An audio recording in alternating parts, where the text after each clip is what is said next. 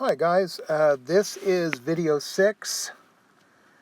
It has to do with the circled problem, 12C.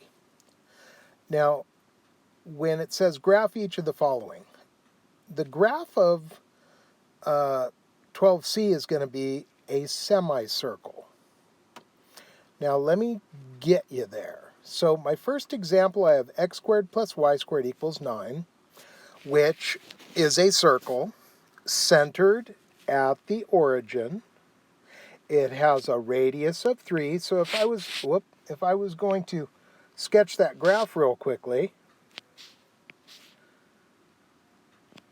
1, 2, 3 is the radius, right? Centers at the origin. So it means I'm going to go 3 to the, 3 units out, and there's my circle.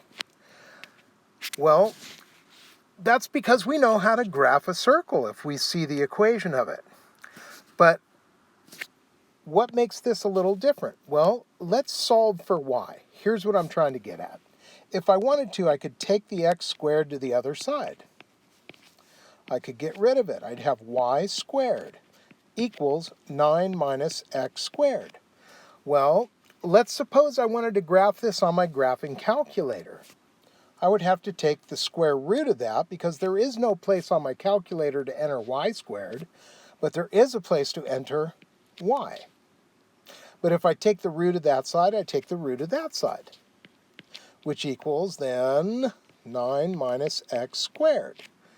Now here's where this that I just created and this look, well, they look very similar, except for instead of the number 9, they use the number 25.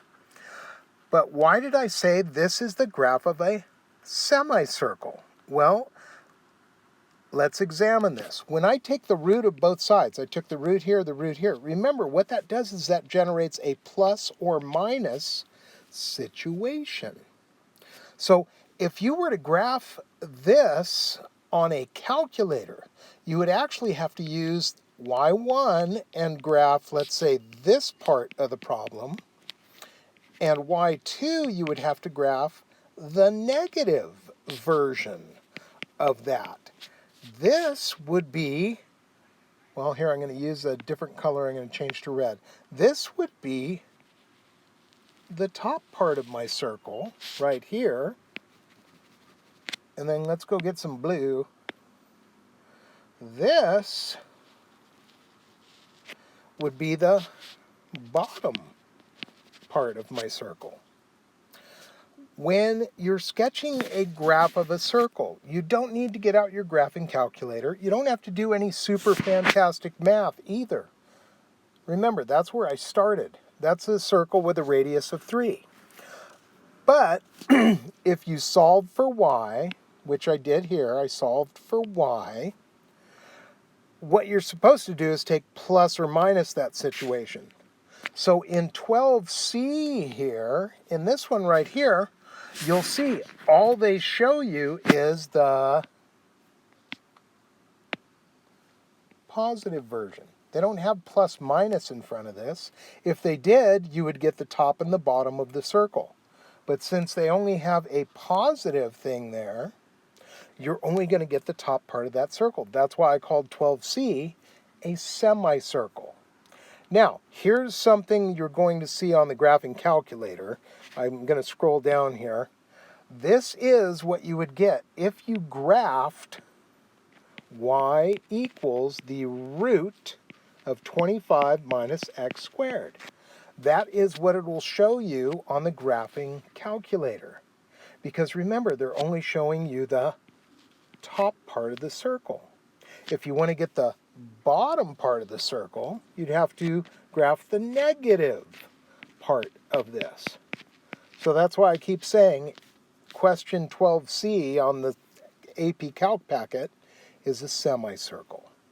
Now the other thing is, you might look at my drawing here and say, how come it looks more like an ellipse? How come it looks like that? Well, I didn't make another screenshot for this, but if you were to go to zoom, the zoom button on your calculator, there's a function there that is called zoom square.